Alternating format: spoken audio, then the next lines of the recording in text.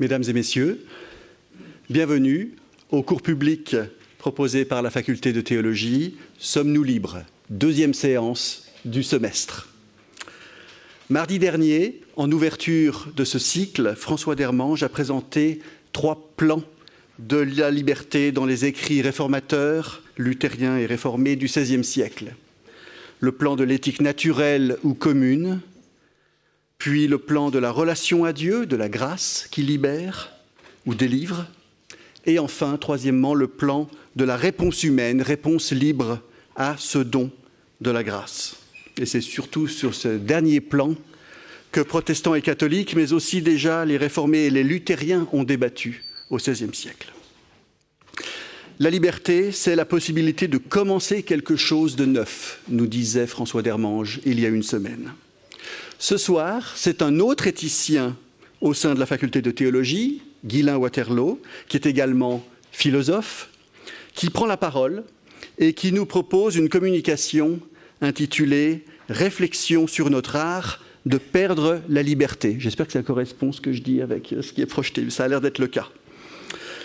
Guylain Waterloo, vous le connaissez, la plupart d'entre vous, est un spécialiste de l'œuvre de Simone Veil, la philosophe, avec W, de Bergson, de Rousseau, de la mystique, du rapport entre religion et politique.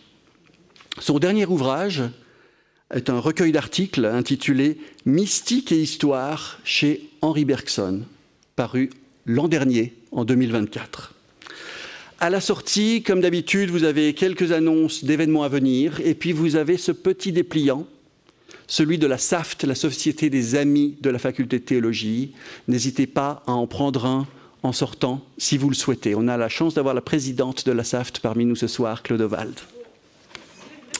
Cher Guylain, nous nous réjouissons de t'écouter. Le podium est à toi. Merci beaucoup, Christophe. Merci à vous d'être présent ce soir. Effectivement, mon intervention aura fortement une teneur éthique. Dire que la liberté recule dans notre monde, c'est enfoncer une porte ouverte. Ce recul se constate même dans les pays où on l'aurait le moins attendu, en particulier, évidemment, les États-Unis d'Amérique. Aux États-Unis, les démocrates pensent qu'il faudrait promulguer une nouvelle loi pour protéger la liberté d'expression. Ils l'affirment fermement. Ainsi, Chuck Schumer, le chef de file des démocrates du Sénat, disait « La liberté d'expression est une pierre angulaire de notre démocratie et ce gouvernement tente de l'étouffer. Il ne veut même pas que les gens s'expriment quand ils n'aiment pas ce qu'ils disent. C'est la pente vers l'autocratie dans une croisade sans fin. » À vrai dire, cette citation ne repose pas sur du vent, n'est pas purement politique au sens politicien, car elle répond à ceci qui était une déclaration de Donald Trump, une de ses 1001 déclarations à bord de l'avion Air Force One le jeudi 16 septembre. Quand vous avez une chaîne, que vous diffusez des émissions en soirée et qu'ils ne font que s'en prendre à Trump, je pense que leur licence de pouvoir diffuser des émissions, que leur licence devrait leur être retirée. Mais laissons les États-Unis et remarquons que la liberté affirmée comme droit fondamental n'est pas l'apanage de tout et de tous et de tous les peuples sur la planète, loin s'en faut. Certes, la Déclaration universelle des droits de l'homme, dans son article 1, affirme que tous les êtres humains naissent libres et égaux en droit, mais nous savons bien que la liberté n'est pas accordée à toutes et à tous dans notre monde. Que penser de la liberté des femmes afghanes ou iraniennes, pour ne parler que d'elles? En outre, même dans les pays qui reconnaissent cette Déclaration universelle des droits de l'homme et ont signé les conventions internationales qui l'ont suivie pour la rendre juridiquement contraignante, même dans ces pays, les conditions nécessaires à un exercice réel de la liberté ne sont pas toujours réunies et font depuis 30 ans, je le disais en commençant, l'objet de reculs inquiétants. Sur le marché du travail, des employeurs d'un genre nouveau, apparus il y a une quinzaine d'années, aliènent leurs employés en les grugeant et en les mettant dans l'impossibilité d'exercer leur liberté comme s'ils étaient devenus des serfs modernes.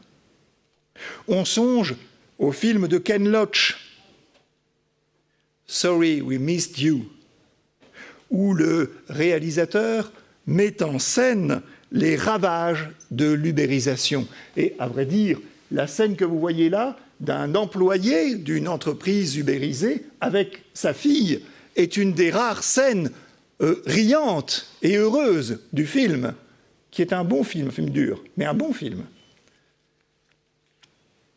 De nombreux employés, étant victimes d'un miroir aux alouettes, deviennent ainsi, ensuite, corvéables à merci, parfois, jusqu'à la destruction de leur vie familiale et privée. C'est précisément ce que raconte le film. La liberté peut donc être contrainte, empêchée, voire ruinée, de 1001 façons. Je tenais à le rappeler en commençant. Mais ce n'est pas l'angle de ma conférence.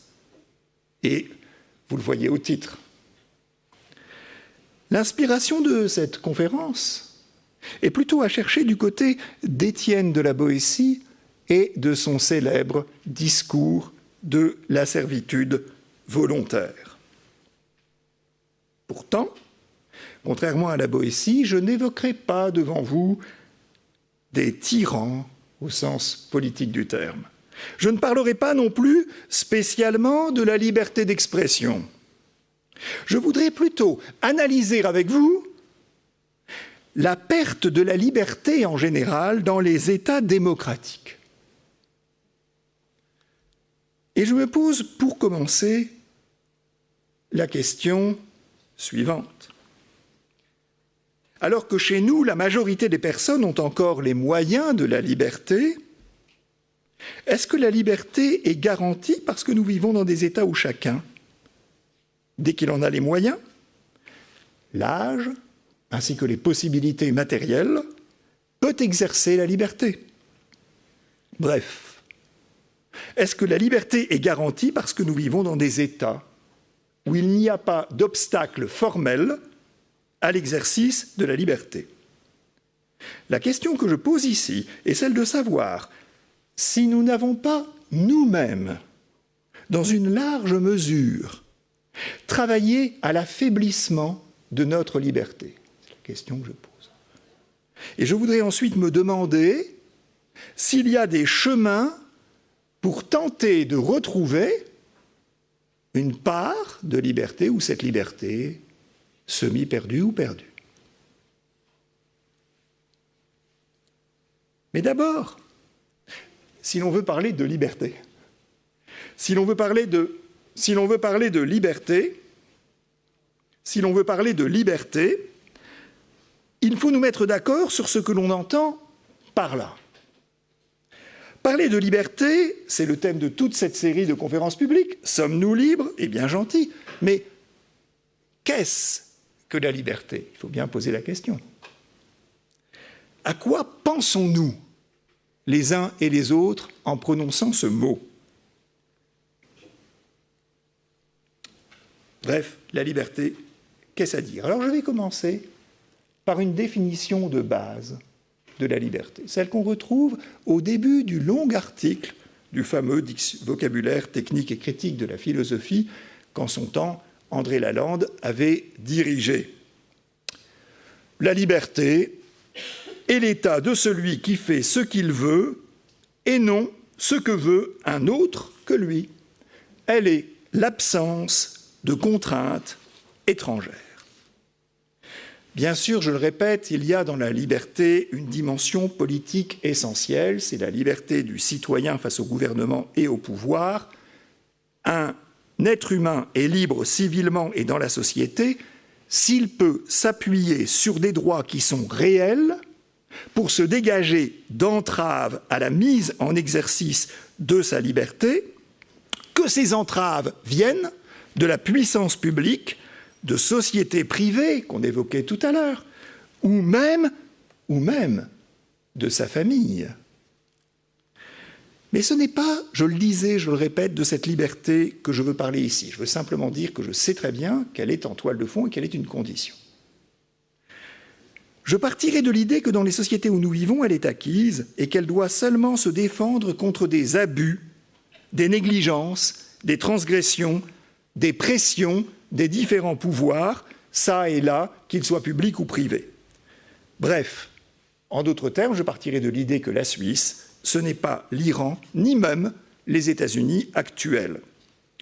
Je voudrais plutôt parler de la réalité de la liberté individuelle dans la société civile et de la capacité à s'orienter par soi-même dans la réalité sociétale, dans notre société telle qu'elle est.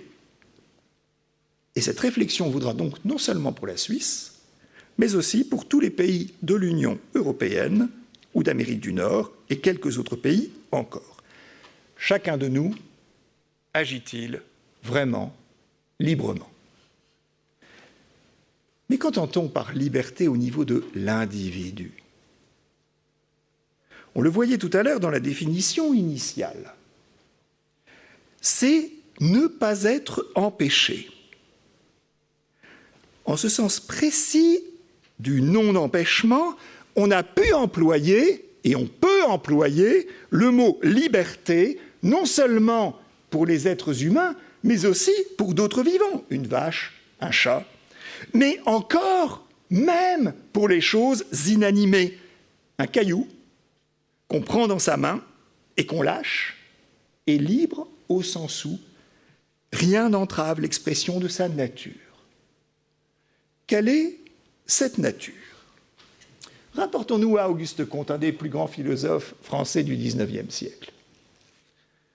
Quand un corps tombe, sa liberté se manifeste en cheminant selon sa nature vers le centre de la Terre avec une vitesse proportionnelle au temps, à moins que l'interposition d'un fluide ne modifie sa spontanéité. Si elle n'est pas modifiée, on parle de chute libre. De même, dans l'ordre vital, chaque fonction végétale ou animale est déclarée libre, dans la digestion par exemple, si elle s'accomplit conformément aux lois correspondantes sans aucun empêchement intérieur ou extérieur. Bon, cette définition négative, fondée sur le non-empêchement, n'est pas sans intérêt. Parce qu'elle permet de mettre en évidence quelque chose à propos de la liberté humaine. Car cette définition évoque en effet la nature des êtres ou les lois correspondantes à ce qu'ils sont. Et c'est intéressant parce que cela nous permet d'écarter une illusion, lorsque nous considérons l'être humain, à propos de notre liberté. Quelle illusion? L'illusion selon laquelle être libre, c'est pouvoir faire, sans raison, n'importe quoi, n'importe quand, de façon aléatoire et hasardeuse, sans entrave. L'illusion qu'il y aurait en nous une puissance absolue de vouloir, une puissance absolue de vouloir, radicalement indépendante de toute explication, de toute raison. Si je suis libre, c'est parce que je fais ce que je veux, quand je veux, parce que ça me plaît et parce que ça me passe par la tête.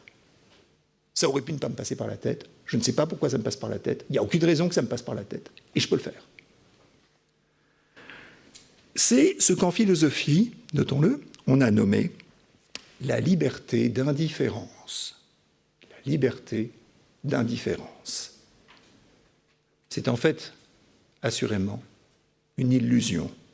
Et André Gide en a montré l'absurdité dans son roman fameux « Les caves du Vatican », avec cet épisode extrêmement connu du crime gratuit de Lafcadio. Dans le train où il est dans le compartiment, ils sont à deux, vous savez, ces compartiments à l'ancienne avec 6-8 portes, et puis chaque porte pour 2 banquettes face à face, on met 4-6 personnes, ils sont 2. Et puis, ni prémédité, rien du tout, il se dit, je suis libre, ah bah tiens, je fais tomber cet homme par la porte, je le fais tomber du train en marche. Ce qu'il fait, et l'homme meurt. Enfin, à vrai dire, un peu plus compliqué que ça. Si la liberté, apparemment il est mort, si la liberté est un jeu gratuit et absurde, tel que défini ainsi, alors l'existence humaine n'a pas de signification possible.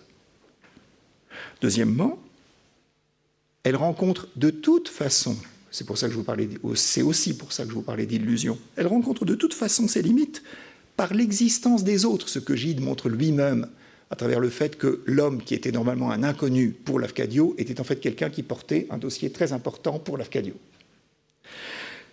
Elle rencontre de toute façon ses limites par l'existence des autres dans un corps social unifié qui implique la responsabilité des actes.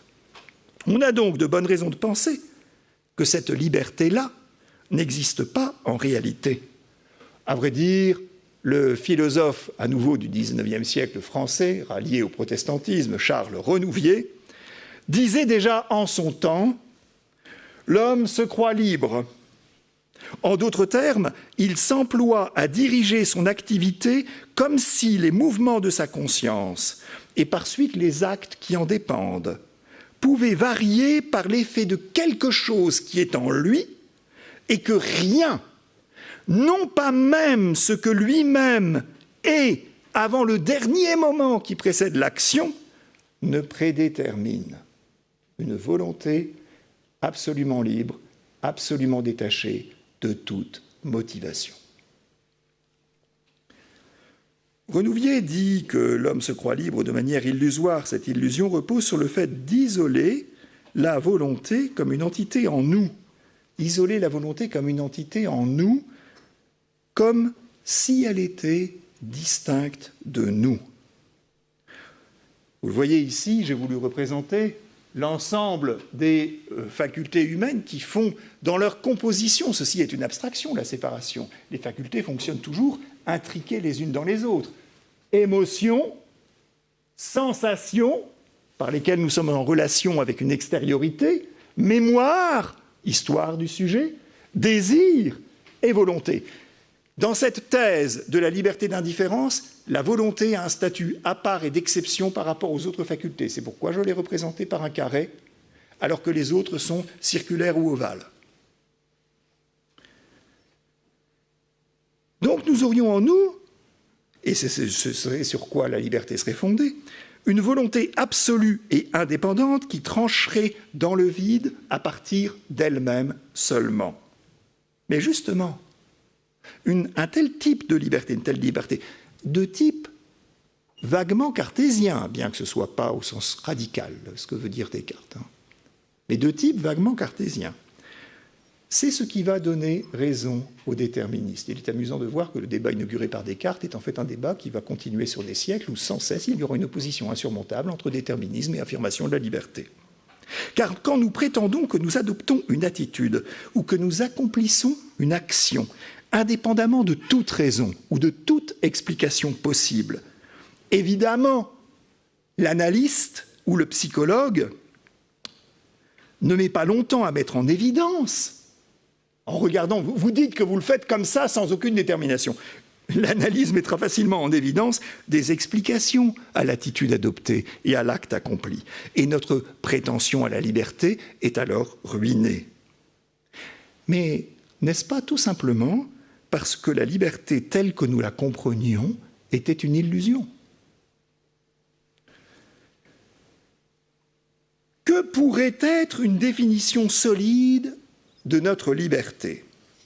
Pas exclusive, je ne cherche pas à vous imposer une définition de la liberté, je cherche plutôt à ce que, puisque nous avons chacun, derrière cette étiquette liberté, une conception différente, on va pour un moment essayer de se mettre sur le même terrain. Donc une définition de la liberté qui pourrait constituer un point d'appui. Et là, je pense qu'il faut qu'on se tourne de façon paradoxale, mais paradoxale seulement, vers un Spinoza ou, plus fortement, vers un Bergson pour en avoir une idée un peu plus claire. Nous sommes libres, non pas quand nous posons un acte arbitraire et sans motif, mais plutôt lorsque cet acte exprime, je cite Spinoza, les nécessités de notre seule nature. C'est une façon de parler un peu ancienne et métaphysique. Avec Bergson, nous aurons un langage plus moderne et nous dirions avec lui, l'acte véritablement libre est l'acte qui a mûri peu à peu en nous à travers notre devenir, notre durée propre. Ainsi, la liberté serait l'expression d'une capacité à nous ressaisir et à produire une action imprévisible et le plus souvent originale qui exprimera notre personnalité tout entière. Il faut bien noter que loin d'être le « je le veux, je l'ordonne, que ma volonté tienne lieu de raison » de Juvénal, il s'agit d'un acte qui mûrit en nous et qui crée progressivement ce que nous devenons. En ce sens, la liberté n'a rien d'aisé ni d'habituel.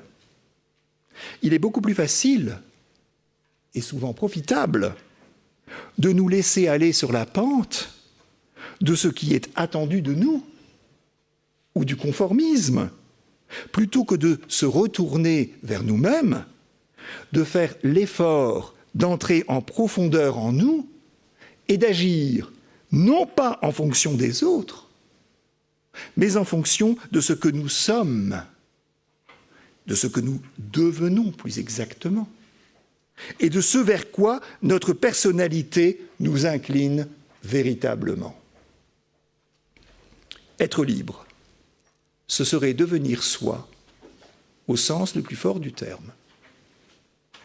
Et cela ne signifie pas, notons-le tout de suite, un développement isolé des autres, car nous trouvons au fond de nous-mêmes la nécessaire présence des autres. Pas de devenir humain sans autrui, ce qu'un philosophe comme Lévinas, on le sait, ne cesse de rappeler, mais aussi bien ce qu'un Christopher McCandless, le jeune homme rendu célèbre par le livre très lu de Jon Krakauer, Into the Wild, formule lui aussi, de façon très concrète dans son journal ultime, son journal intime ultime, avant de mourir, dans l'épave du bus qu'il a trouvé en Alaska, où il avait choisi une vie isolée. Il dit, et il écrit, « On ne peut pas s'épanouir et devenir soi sans la relation à autrui. » On peut aller plus loin encore et soutenir avec de solides arguments de la tradition théologique que c'est non seulement soi-même que l'on découvre à l'intérieur de soi, mais même Dieu qui peut y être découvert. C'est ce que n'a cessé de souligner un Augustin. On se rappelle les fameux passages des Confessions au livre 10. Où étais-tu, toi que je cherchais partout, sur les montagnes, dans les plaines, dans les campagnes, au milieu des autres? Tu étais en moi, au-dessus de moi. Mais aussi, on pourrait songer à un maître Eckhart, à la bullitio de l'âme et ce qu'il nommait la naissance, il vaudrait mieux dire l'émergence de Dieu en l'âme. Ou encore un François de Sales, pas si loin d'ici, qui évoquait la fine pointe de l'âme, ou enfin une Madame Guyon, si proche des protestants, et dont un musée rappelle l'existence et l'œuvre près de la cathédrale de Lausanne. En tout cas, la voie de la liberté pourrait être cherchée du côté d'une expression authentique de soi-même. Le libre arbitre, vous voyez, on est passé de la liberté publique, civile, à la liberté d'indifférence, ici nous parlons de ce qu'on nomme le libre arbitre. Le libre arbitre consisterait ainsi à pouvoir exprimer ce que nous sommes en profondeur. La liberté serait étroitement associée au développement de la personnalité quand elle exprime tout ce qu'elle est dans les actes qu'elle pose et qu'elle n'est pas empêchée par les pressions ou contraintes extérieures ou, nous le verrons bientôt, intérieures. La liberté serait créatrice à travers le temps de sa maturation. À présent, nous pouvons en venir au cœur de cette conférence. La liberté, nous l'aurions quasi perdue, alors même que nous avions, c'est l'hypothèse, ce qui est rare d'ailleurs dans l'histoire, notons-le, c'est très rare dans l'histoire. Nous vivons une période très rare, nous avons vécu, nous vivons encore, une période très rare dans l'histoire, où les conditions les plus favorables pour que la liberté puisse s'exprimer et se réaliser soient réunies. Comme disait DiCaprio à la fin de Don't Look Up, et nous avions tout. Donc le titre de mon exposé suppose, vous l'avez vu, que c'est un peu comme de notre faute. J'avoue que le titre est un peu excessif. Mais je pense qu'il exprime une part de vérité. Qu'est-ce qui a pu se passer ? Je pense qu'on pourrait parler d'intoxication, de laquelle nous avons été comme complices, ou l'on pourrait aussi bien dire victimes par manipulation. Faisons bien attention ici.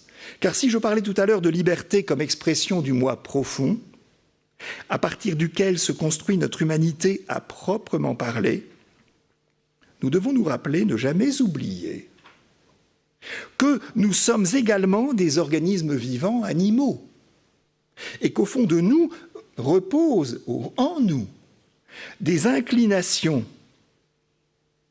spontanées à chercher l'assurance, mais également la domination. Domination qui d'ailleurs assure l'assurance.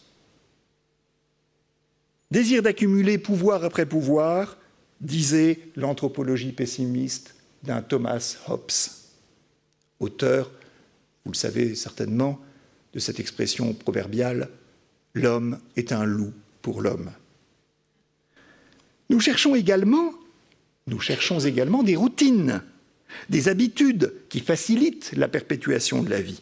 Et nous avons aussi ancré au fond de nous, et c'est plus important qu'on ne pense, une inclination à la paresse, liée elle aussi à notre condition animale, c'est-à-dire à la nécessité de préserver, spécialement quand on est dans un cadre naturel, celui dont nous sommes venus. Quand on est dans un cadre naturel, la nécessité de préserver pour les moments difficiles toutes les forces de notre organisme qui doivent pouvoir être mobilisées instantanément, tout entières. Bien entendu, nous vivons dans des civilisations dont les premiers linéaments remontent à 10 000 ans en arrière de nous, avec les premiers pas de l'agriculture, la sédentarisation qu'elle exige, mais aussi rend possible. Bref, la période que l'on nomme le néolithique, aujourd'hui très étudiée, est celle dont nous sommes les héritiers. Civilisés, nous le sommes donc, certes, mais sans qu'aient disparu ces inclinations qui nous rattachent à notre condition proprement animale. Mon hypothèse est que ces inclinations initiales ont dominé le devenir humain et que nous n'avons pas été capables d'y résister.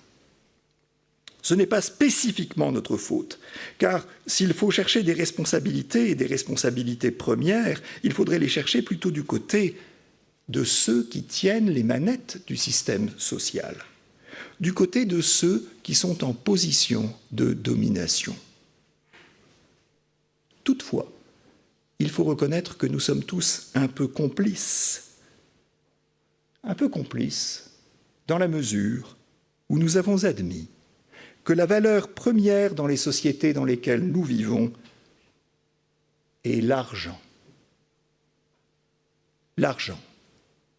titre d'un des plus beaux romans de la série des Rougon-Macquart d'Émile Zola, écrit du temps des barons voleurs dans la dernière décennie du XIXe siècle. De ce point de vue, les progrès scientifiques, techniques et l'industrialisation qui ont mis à portée de notre main une grande libération et suscité une grande espérance par rapport à la vie humaine des siècles qui ont précédé le XXe siècle, ces progrès ont été en quelque sorte dévoyés. Ce qui aurait dû permettre à chacun la possibilité de se réaliser à partir de conditions de vie décentes est devenu une sorte de course à la consommation à travers un productivisme effréné que nous constatons tous les jours et dont le mot d'ordre contemporain est « drill, baby, drill ». C'en est une sorte de condensé. Je répète la question de tout à l'heure. Que s'est-il passé? Bergson, qui diagnostiquait le problème dès 1932, et il n'était pas le seul. On peut songer immédiatement à Lanza del Vasto, à Gina Lombroso, à Jacques Ellul et à bien d'autres encore. Bergson a parlé d'un accident d'aiguillage. Ce que nous avons appelé le développement a conduit de la vie décente, qui était ce qu'on cherchait. Songez, pour la majorité d'entre nous, aux conditions d'existence de nos grands-parents et arrière-grands-parents. La vie décente est passée à la recherche du confort, puis au désir de luxe. C'est là peut-être que résidait le principal piège. Ceux qui avaient les leviers en main et la capacité d'assouvir des désirs de surpuissance ont utilisé toutes les recettes de la psychologie humaine et certaines données mises en évidence par la sociologie, par exemple, ça rappellera un petit peu Bourdieu, la recherche de la distinction. Pour prendre la main sur la liberté des membres des sociétés développées, avec une puissance d'autant plus grande qu'ils ont réussi ce tour de force de faire de ce qu'ils sont, c'est-à-dire, pour les plus importants d'entre eux, des capitaines de multinationales. Donc réussir le tour de force de faire de ce qu'ils sont un modèle de réussite érigé en idéal qu'on aimerait secrètement imiter. Ainsi, comme l'expliquait Étienne de la Boétie dans un tout autre contexte, le secret de ces capitaines de multinationales, dont les magazines People diffusent partout la saga et les faits et gestes, leur secret est de refaire ce que le tyran faisait autrefois. Faire en sorte que les courtisans anonymes que nous sommes devenus, choisissent volontairement leur servitude. Je voudrais illustrer mon propos avec la diffusion d'une publicité. Une publicité qui n'est pas d'hier, car elle nous fait remonter le cours de l'histoire du développement publicitaire jusqu'en 1993. Cette publicité est exemplaire de la façon dont on utilise les inclinations les plus archaïques, celles dont Rousseau disait qu'elles datent des premières organisations sociales humaines.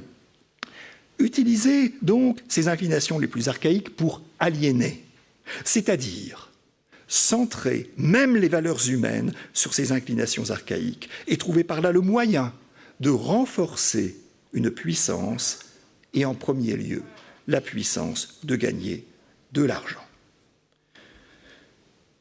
45 secondes de pub, mais qui n'est pas faite pour nous distraire ou nous arrêter dans notre développement. Il a l'argent, il a le pouvoir, il a une Audi, il aura la femme.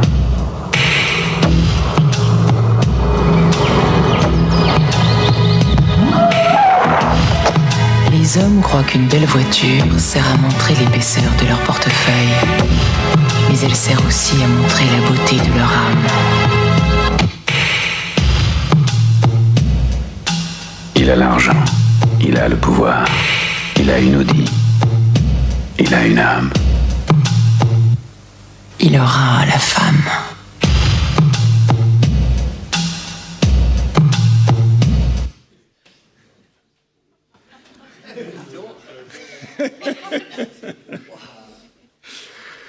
Elle a circulé à l'époque, je le dis pour la petite histoire, en 1993, elle a été diffusée une huitaine de jours, si mon souvenir est exact. J'étais assistant à l'époque à l'université de Lille et elle a circulé une huitaine de jours, une dizaine de jours et elle a dû s'arrêter, ce qui est quand même rassurant par rapport au sexisme, de par les polémiques qu'elle crée. Mais elle a circulé une dizaine de jours et surtout, on a pensé qu'elle était concevable, qu'on pouvait la faire. Si nous commentons un peu cette vidéo, il faut insister sur les bases posées comme évidentes dans leur répétition même au sein du clip. Les bases posées comme évidentes, le socle, l'argent, le pouvoir. Il a l'argent, il a le pouvoir. C'est posé et reposé comme une évidence que nul ne conteste. C'est pas ça qui est contesté dans la publicité. Une évidence de base que personne ne discutera, un peu comme Hippias disait à Socrate que si l'on cherchait une définition de la beauté absolument certaine, que personne ne discuterait, il faudrait dire la beauté, tu vois Socrate, tu leur diras, la beauté, c'est l'or. Donc on ne peut que rechercher l'argent, le pouvoir. Comme si c'était un fait de nature indépassable. Comme si c'était l'équivalent de la pesanteur pour les corps. Puis, on associe cette évidence du désir de pouvoir et de l'argent à ce que l'on veut vendre. Une belle auto. Et là où l'on voit se boucler l'aliénation, c'est quand on sent, ils l'ont bien senti, et c'est là que l'aliénation, c'est là que c'est bouclé, c'est là que c'est très fort. Le piège se referme. Il faut ajouter quelque chose. On ne peut pas tout à fait se contenter de ça. L'argent, le pouvoir, la voiture. C'est le premier essai. C'est le mec qui pense qu'il peut dire ça. Mais non, en fait, ça ne va pas. La femme, elle réfléchit un peu, et puis ça ne va pas. Il faut recommencer. Et ce recommencement consiste, en fait, à indexer les valeurs les plus nobles au pouvoir et à l'argent. Car cette publicité est un exemple, à mon avis, excellent du fait que les valeurs humaines les plus nobles, qui ont émergé au bout de longs siècles de civilisation, peuvent être détournées, elles-mêmes détournées, au profit de la forme moderne des inclinations les plus archaïques, c'est-à-dire le désir de pouvoir et d'argent.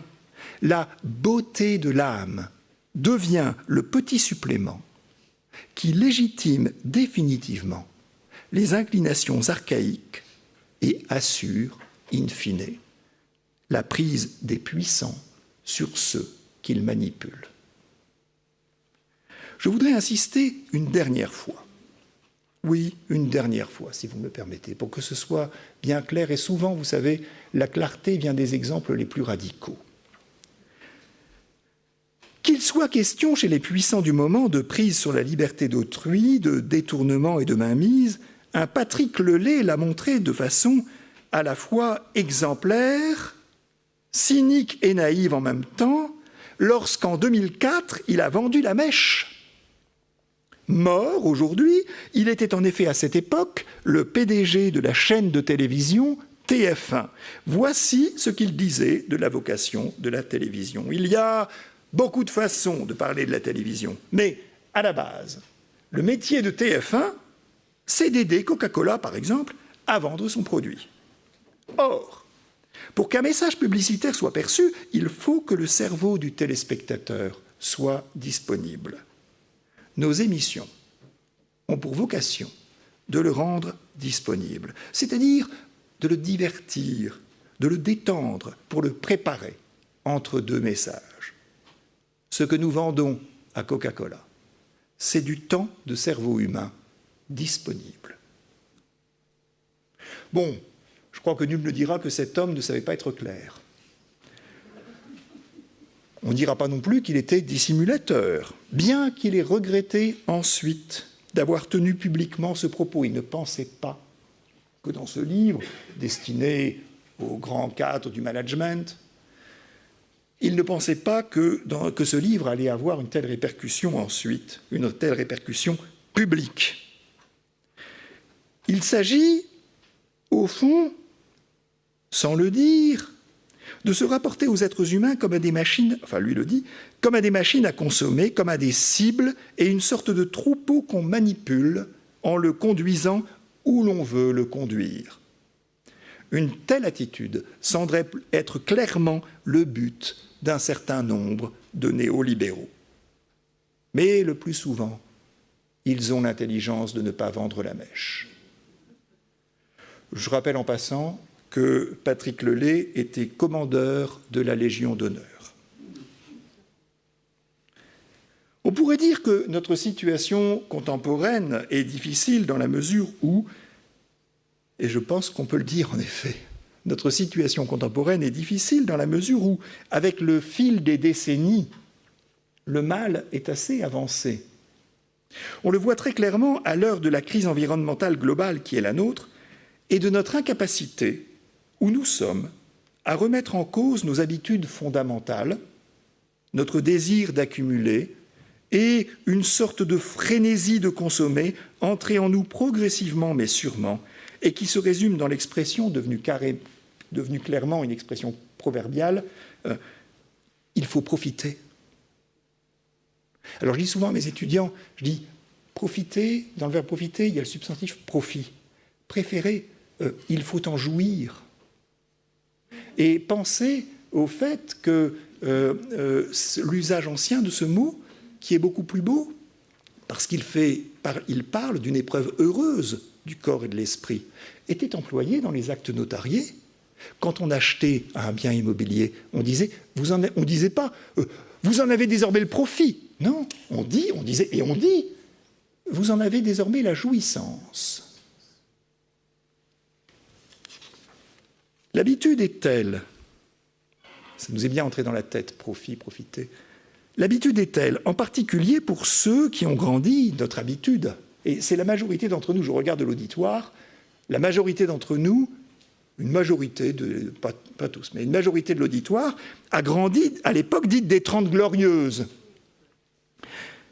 Et on a beaucoup de difficultés à imaginer possible de vivre heureux autrement qu'en continuant de vivre selon les pratiques de consommation et les usages qui ont été mis en place progressivement. Tout changement est perçu comme un renoncement ou un retour en arrière. Il semble impossible d'imaginer d'autres voies que celles dans lesquelles nous nous sommes engagés depuis 3/4 de siècle. Et le moment dit de la grande accélération, c'est le concept que les spécialistes de l'Anthropocène ont apporté en disant, voilà, dans les années 50, il y a dans l'extraction des capacités naturelles sur la Terre un moment de grande, et de consommation, un moment de grande accélération. Comme disait Étienne de la Boétie, que là je cite, « Les hommes se contentent de vivre comme ils sont nés et ne pensent point avoir d'autres biens ni d'autres droits que ceux qu'ils ont trouvés. Ils prennent pour leur état de nature l'état de leur naissance. » Cette difficulté, Jean-Marc Jancovici l'a bien pointée dans son ouvrage « Le monde sans fin ». On pourrait dire en quelque sorte que nous nous sommes laissés intoxiquer ou envoûter, mais nous avons une inclination à cela, j'ai voulu le montrer tout à l'heure, nous sommes devenus, c'est le mot qu'emploie Jancovici, addicts. À la fois parce que se laisser aller au comportement suggéré comporte un plaisir immédiat en actionnant dans notre cerveau le circuit de la récompense, souvent à très bon compte, comme par exemple en scrollant sur la toile. Le quasi-envoûtement par le scrolling, aujourd'hui, est tellement efficace qu'il devient un enjeu de santé publique et de géopolitique. Certains pays travaillent à favoriser le scrolling dans d'autres pays, alors qu'ils limitent drastiquement cette pratique dans le leur. Et c'est le cas pour la Chine, qui a drastiquement limité l'accès hebdomadaire aux écrans pour sa propre jeunesse. Alors que dans un pays comme la France, malgré le souhait de la majorité de la population et des commissions qui ont conclu favorablement, on n'arrive pas à une décision politique.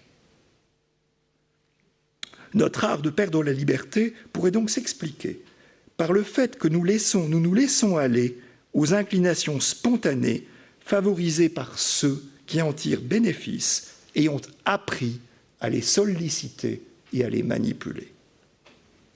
Est-ce à dire que tout est perdu? Je n'ai pour ma part aucune inclination à la malédiction de Cassandre. Et à vrai dire, je préférerais, je me suis demandé si je le pensais sincèrement, je le pense sincèrement. Je préférerais me taire si je pensais que tout était perdu. Or, je continue de penser que la liberté est à portée de la main. Dans la mesure, évidemment, il ne faut jamais oublier de le rappeler, dans la mesure où nous sommes épargnés par la menace imminente du besoin ou que nous sommes épargnés des effets d'une injustice ou de l'injustice, ce qui n'est pas le cas de tous les êtres humains. Cela étant dit, je pense qu'elle est à portée de notre main. Pourtant, Bergson a sans doute raison de dire que la liberté n'est pas facile et que, je cite, « les actes libres sont rares ». Dans la mesure où nous devons constamment composer avec des contraintes extérieures, contraintes irréductibles, puisque nous vivons et ne pouvons que vivre dans un univers social où, pour une bonne part du temps, nous agissons selon des injonctions extérieures et obéissons à des contraintes que nous ne pouvons choisir. OK. Mais nous pouvons nous libérer dans la majorité des choix importants. Des choix qui font l'orientation de notre vie. Et, je dirais, à l'image du bon larron, nous pouvons nous reprendre à n'importe quel moment.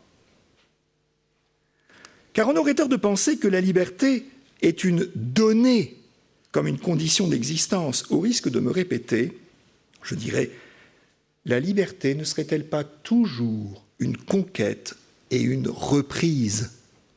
Une reprise, parce qu'à chaque moment, nous courons le risque de nous laisser engluer dans les choses, les habitudes, les suggestions, les facilités. La liberté est une forme de résistance et de lutte menée à l'intérieur du sujet, à l'intérieur de nous-mêmes, à l'intérieur du sujet qui se veut libre, donc une lutte qu'il conduit en lui. Nous vivons en effet, ce point me semble très important, dans une tension permanente. Tension entre, d'une part, la pression des choses et des êtres extérieurs, d'autre part, la pression en nous de nos penchants spontanés. Mais nous avons aussi une aspiration.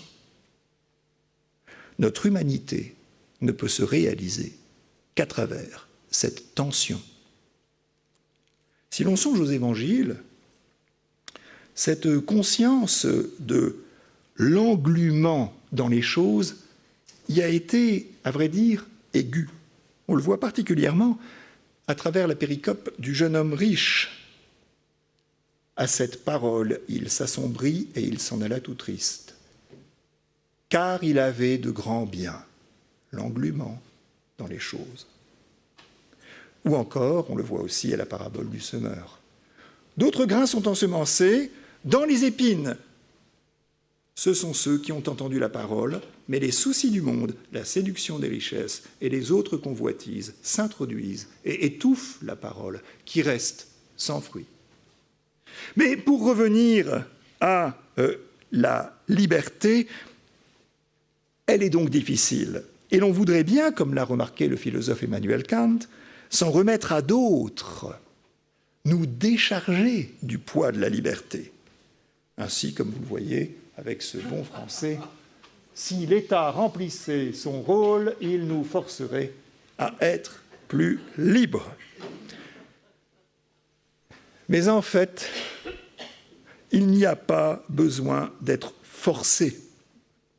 La liberté, une liberté qui n'est pas une liberté d'indifférence, mais qui serait une liberté compossible avec celle des autres et avec l'existence partagée en société, doit plutôt être soutenue, favorisée, par une éducation appropriée qui précisément la favorise.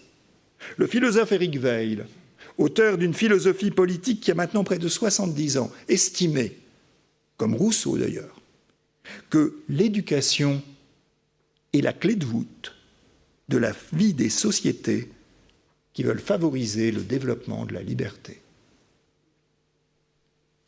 L'éducation est l'effort consenti par chacun de nous en direction de la liberté ouvre de nouveaux chemins proprement créateurs. Il y a bien une dimension créatrice de la liberté, dans la mesure où elle implique le surgissement de quelque chose qui, nous le disions, mûri des profondeurs du soi, est forcément imprévisible et créatif. Quelqu'un qui agit vraiment, librement, nous étonnera toujours dans la mesure où il nous présentera quelque chose qui n'appartient qu'à lui et qui est véritablement comme une petite création qui survient au milieu de nous.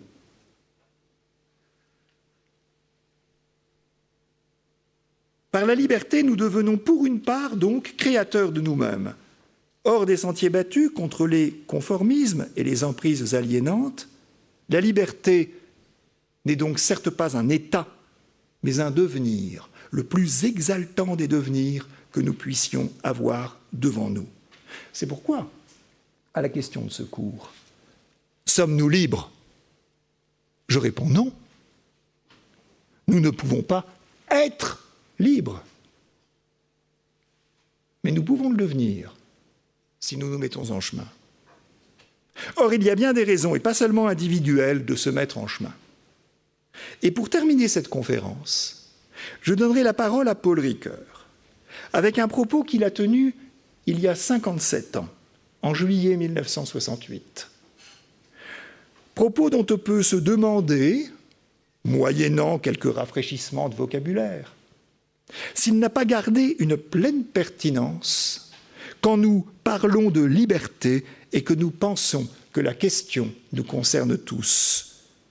Vous noterez d'ailleurs, parce que je laisserai le mot final à Ricoeur, vous noterez d'ailleurs, par la fin du texte, qu'il savait en écrivant que la période qui s'ouvrait serait longue à produire des effets. Si nous les attendons toujours, ces effets, leur venue est peut-être plus nécessaire que jamais. Mais je lui laisse la parole.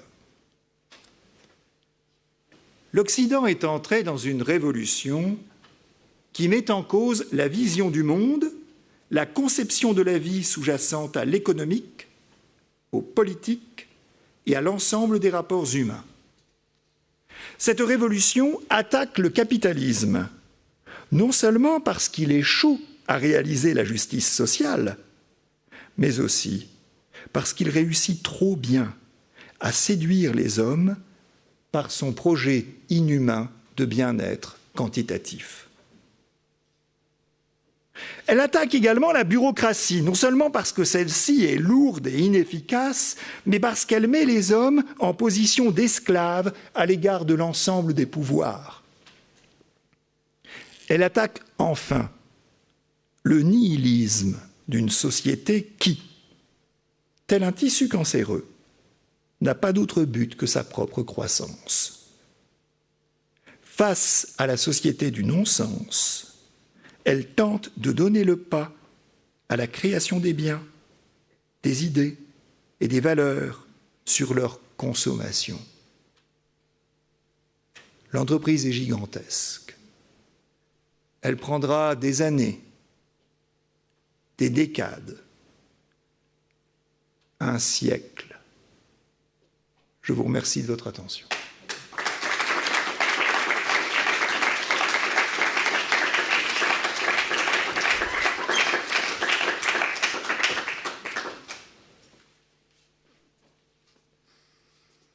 Un grand merci à toi, cher Guylain, pour cette conférence qui nous questionne jusqu'à la racine et qui nous met aussi en mouvement pour réfléchir avec toi sur ce thème si urgent de la liberté et les défis qui sont les nôtres en notre siècle.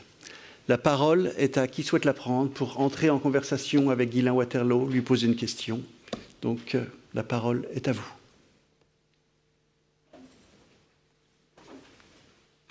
Une question brève, Guylain, mais redoutable.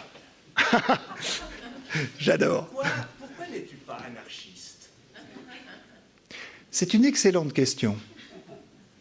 Et c'est une tentation permanente.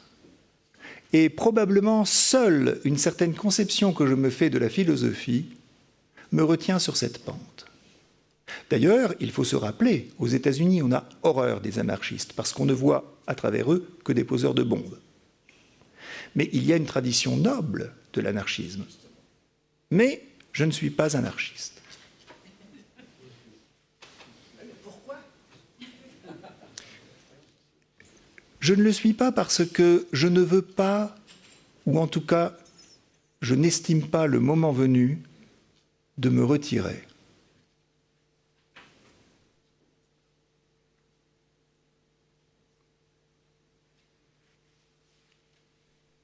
Il y a une question tout au fond, madame.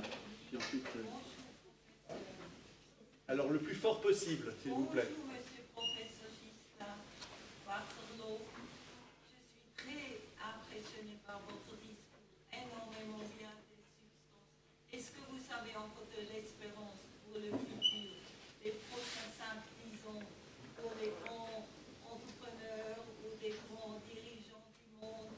Qu'est-ce qu'il faut qu'on fasse pour que nous restons encore bien vivants dans ce monde-là, qui se sait faire la liberté de s'exprimer ou d'apprendre des choses? Je disais tout à l'heure que, voyez-vous, si je parle, c'est parce que je pense qu'il y a encore de la place, qu'elle est possible, que je disais même à portée de la main, pour la liberté. Que si je n'y croyais plus du tout, je me tairais. Mais le grand problème qui est derrière votre question est un problème récurrent qu'on entend très souvent dire. C'est « oui, mais de toute façon, ces puissances en jeu sont tellement colossales que nous, on aura beau faire quoi que ce soit, de toute façon, ils gagnent d'avance. Et il faudrait que tout le monde soit convaincu en même temps. Il faudrait que cette révolution soit générale. » Or, ça ne peut pas se passer comme ça ne se passe jamais comme ça. Pour tout vous dire, s'il y a un moment où survient une espèce de révolution au sens propre, avec toute la fermentation, les désordres que cela implique, c'est de toute façon absolument imprévisible. Une des caractéristiques de ces choses-là, c'est qu'on ne les voit pas venir. Et quand on dit « là, cette fois, ça vient », c'est précisément à ce moment-là que ça ne vient pas. En revanche, en attendant, quoi qu'il a, de toute façon, nous ne sommes jamais exemptés, en tant qu'individus, d'être directement impliqués par une sorte d'aspiration qui consiste à dire, parce que vous savez, chacun de nous n'a qu'une vie. Chacun de nous, en un certain sens, est un absolu au sens le plus... Il faut faire attention à ce mot, pas l'absolu romantique de l'infini, mais chacun de nous a devant lui une tâche qui, même si, par les circonstances de la vie, n'était manifestée pour personne, compte. Un chrétien dira, elle comptera devant Dieu. Et il faut avouer que, en plus, si vous voulez, un effort de libération qui ne serait vu de personne, en général, c'est vraiment à la limite, n'est-ce pas? Donc, chacun de nous est appelé, impliqué, concerné. C'est pas parce que, vous comprenez, il ne faut pas agir à condition que la révolution générale soit faite et que désormais nous soyons tous des aliénés et que par exemple, un Musk, un Bezos se lève le matin en disant « mais enfin, qu'ai-je fait? Il faut tout changer !» Non, c'est pas comme ça que ça se passe, et c'est pas comme ça que ça se passera. Vous voyez, on ne peut pas espérer ça. En revanche, ce qu'on peut espérer, c'est que par éclat, c'est un peu le sens de ce que j'ai voulu dire dans mon livre sur Bergson, par éclat, nous puissions manifester cette possibilité. Un éclat, ça fait de la lumière, puis ça peut se propager un peu, au moins un peu. Le reste n'est pas notre affaire.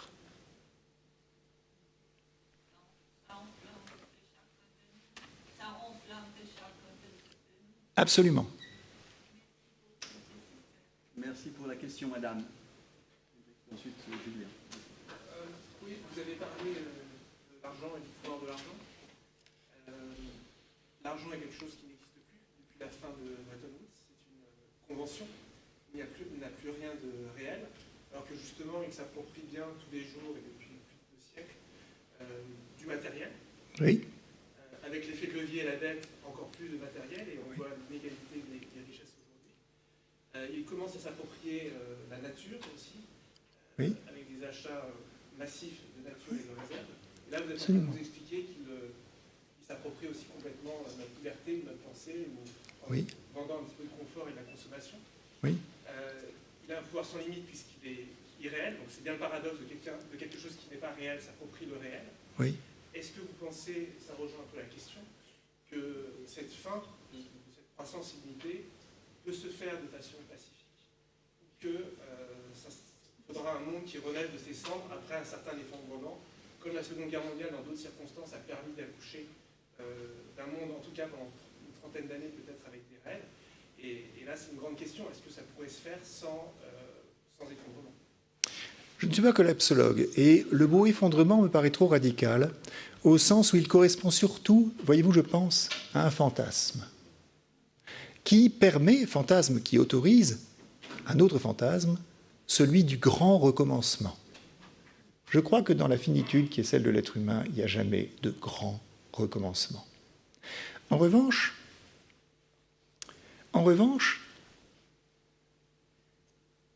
qu'on puisse faire l'économie de la violence, je ne le crois pas. Tout simplement parce que l'être humain est l'être humain. Ouvrez l'Ancien Testament. Vous avez dans l'Ancien Testament une excellente anthropologie. Vous voyez comment les êtres humains agissent et réagissent les uns à l'égard des autres. À vrai dire, Émeric, la violence, elle est là tous les jours. J'évoquais l'ubérisation et Sorry we missed you. C'est de la violence brutale. La violence, elle est là tous les jours. Elle est plus radicale quand elle s'exerce à Gaza de manière effrénée et radicalisée par certaines protections. Ou encore en Ukraine, parce que Trump fait le matamor devant tout le monde, sauf devant Poutine. Alors, je pense que la violence a quelque chose d'irréductible parce qu'elle est au centre de l'être humain. Mais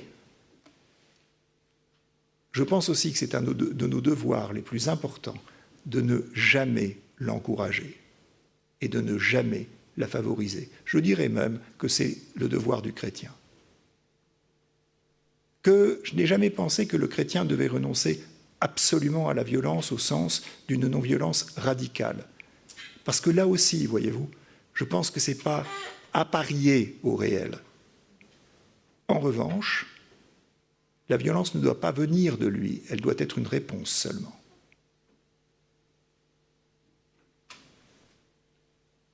Alors, Julien Lefort. On a évoqué tout à l'heure votre futur anarchisme. Mon virtuel anarchisme. Je me demandais si, en fait, pendant les décennies qui nous ont précédé, on a vécu un peu la fin des États-nations au sens de ce qu'on a appelé globalisation il y a quelques décennies, enfin, le fait que les frontières sont tombées d'abord dans le commerce, mais finalement également en termes de médias. On est informé, en effet, comme vous disiez, on est informé très rapidement de ce qui se passe à Gaza, de ce qui se passe partout, et puis on ignore peut-être assez facilement des choses beaucoup plus proches de nous.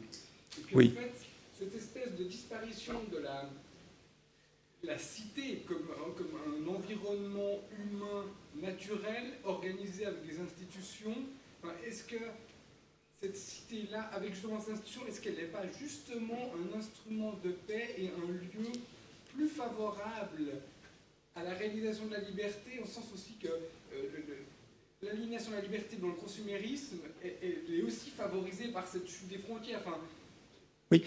Cette espèce de grand tout, est-ce que c'est pas forcément une jungle? Vous remarquerez que le consumérisme triomphe dans l'atomisation et que le développement du consumérisme dans nos sociétés s'est accompagné d'une hyper-individualisation où les gens en série sont les uns à côté des autres sans se regarder. En fait, vous avez parfaitement raison. C'est-à-dire que dans notre condition d'être fini et limité, la relation, la convivialité, l'art du vivre ensemble contribue directement et très fortement à notre humanisation. Si bien que si je soutiens, défends et persiste et signe que la liberté vient d'un développement de l'intérieur de soi, c'est dans un cadre qui le rend possible, qui est un cadre d'inscription dans la relation à laquelle mon intériorité même me renvoie. Il y a actuellement des formes nouvelles de vie communautaire. Quand je dis vie communautaire, je pense immédiatement à Bonhoeffer. Mais aujourd'hui, il y a des formes nouvelles du type habitat partagé. Des tas de petites communautés que chacun d'entre nous, ou presque, ou la majorité d'entre nous, connaissent ou dont ils ont entendu parler, beaucoup plus mûres. Je pense à une communauté en particulier avec qui j'ai beaucoup discuté, beaucoup plus mûr que ne l'étaient les mouvements des années 70, qui étaient fort naïfs et qui ont la plupart du temps volé en éclats. Il y a là des motifs d'espérance très concrètes. Voyez-vous, si bien que, par ailleurs, vous remarquerez que la rupture de toutes les frontières commence à s'accompagner ou à donner, à déboucher, commence à déboucher sur une réaffirmation des frontières. Là, il y a quelque chose à penser. Réaffirmation des frontières qui a lieu pour de différents motifs. Il y a des mauvais motifs. Un des mauvais motifs, entre guillemets, il faudrait discuter là-dessus longuement, mais ce sera le grand mur qui se trouve le long de la mer Égée, qu'on est en train de construire en ce moment, et qui va ceinturer l'ensemble de la Méditerranée dans les années qui viennent. Mais les frontières, ça ne veut pas seulement dire des murs, ça a aussi un autre sens. Et je pense que c'est essentiel pour le développement de l'humain. Il y aurait beaucoup à échanger entre nous sur cette thématique à partir de cette splendide conférence que tu nous as offerte, Guylain. C'est un vrai cadeau que tu nous as offert ce soir. Donc un très grand merci. J'aimerais aussi juste dire un petit salut amical et ému à Andreas, qui est là parmi nous aujourd'hui, juste entre nous. Et puis, vous souhaitez une bonne fin de soirée. Le cycle continue mardi prochain avec le professeur Jean-Daniel Mackie, qui est spécialiste de l'Ancien Testament. On était obligé de faire ce passage par l'Exode, par le récit de la libération. Le titre de sa conférence, de la servitude à la liberté, point d'interrogation. Le récit de la sortie d'Égypte en contexte proche oriental. Alors vous êtes bien sûr les bienvenus mardi prochain pour continuer ce parcours. Merci beaucoup de votre présence.